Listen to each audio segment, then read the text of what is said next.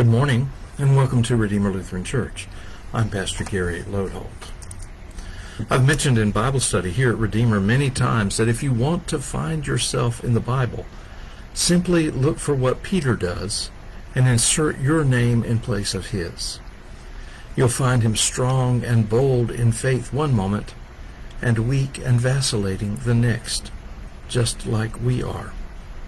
You'll find him successful at times, and a failure at times. And interestingly enough, perhaps we relate most of all to his failures.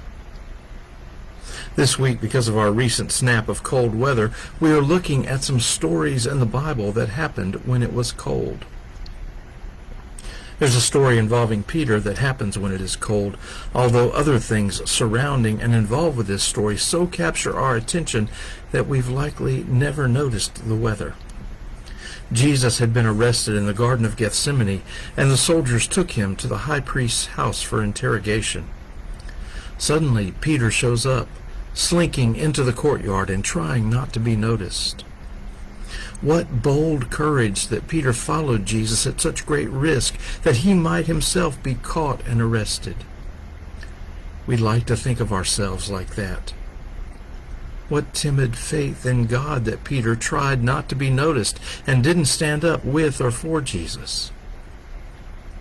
Unfortunately, that's too often what we are like. The story is told in vivid detail, and we see Peter milling among the others, trying not to call attention to himself.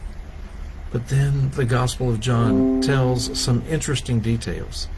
In chapter 18, verse 18, we read, "Now the slaves and the police had made a charcoal fire because it was cold, and they were standing around it and warming themselves.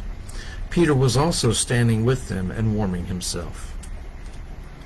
You see, the thing was, it was cold, and so they had built a charcoal fire to keep warm there in the courtyard of the high priest's house.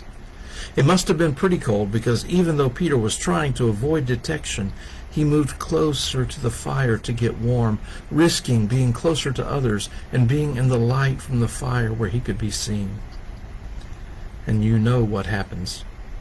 Sure enough, someone recognizes him, and then another, and still another, leading Peter to deny that he even knew Jesus.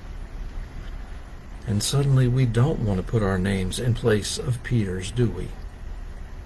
Except that's exactly where our name belongs.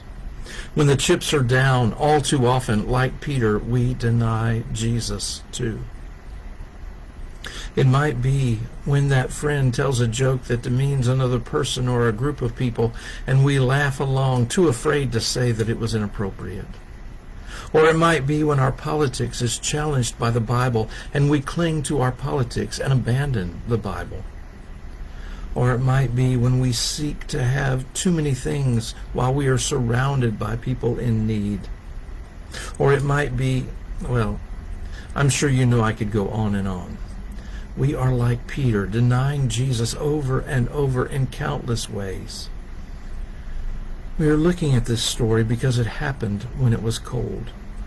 And this story ends with Peter having denied Jesus, just as Jesus predicted, going out from that place, and he wept bitterly, knowing that he had failed his Lord and Savior. Is there any place colder than that?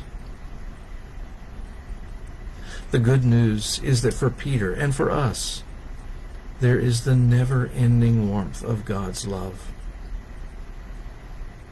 Thanks for watching, and remember to let this day belong to God.